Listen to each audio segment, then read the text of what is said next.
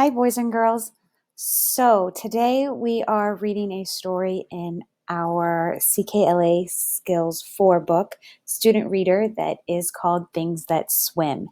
And I am going to make my picture big here. And you are not going to see me anymore, but you are just going to see the story. And we're going to read it together. And then over the next day, you are probably going to have this story assigned to you again that you'll have to read on your own. But let's read it together. Now, the stories of Things That Swim, this story is made up.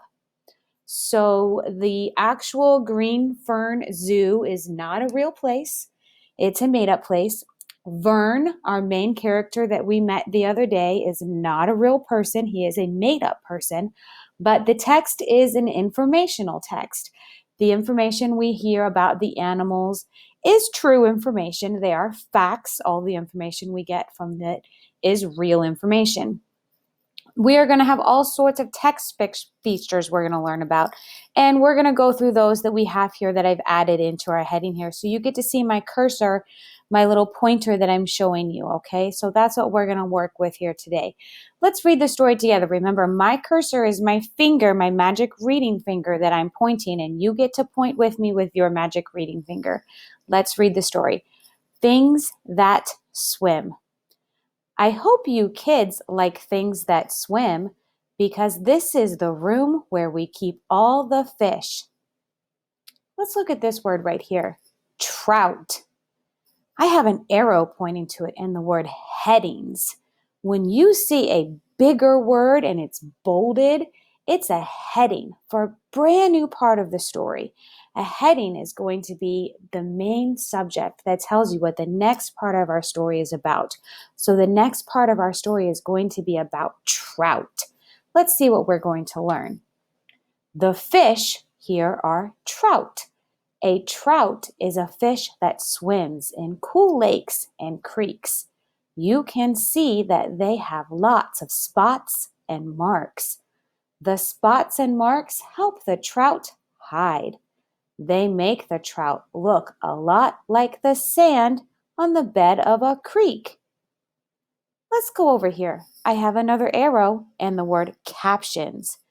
When you have informational texts, you're going to have actual photos and pictures of real things, not just cartoon pictures.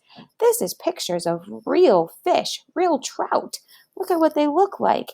And here's the caption that goes with our picture, kind of like when we are drawing a picture and we have you write something about it, you write a caption. The caption is, trout have lots of spots and marks. They make their home in lakes and creeks. Let's go to our next page. Do you remember what is this text feature called? What is this text feature called? It's a heading. It's a heading. So this information is going to be about reef sharks. Let's read. Mrs. Sexton has circled or put a mark the best that she could around this word, here's. Here's is a contraction. It's two words mixed together. Here and is. Let's read. Here's a big fish that makes all of the wee fish run and hide. Wee. All of the wee fish run and hide. Wee means very small fish. This is a reef shark. It has that name because it likes to make its home close to a reef where there are lots of fish. Another arrow for us to read the caption. Reef sharks make their home by reefs. Let's go to the next one. Now look at this. It's not just one word for a heading. There are lots of words here. What is this? It's a subheading. These are called subheadings.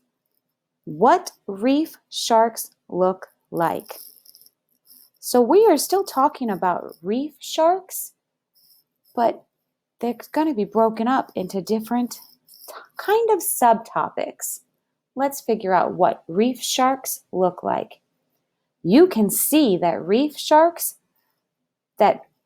reef shark has fins and a set of gills on its side. You cannot see them from here, but this shark has lots of sharp teeth in its mouth.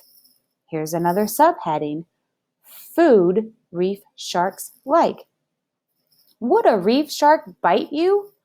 Well, you are not the lunch that this shark would like best.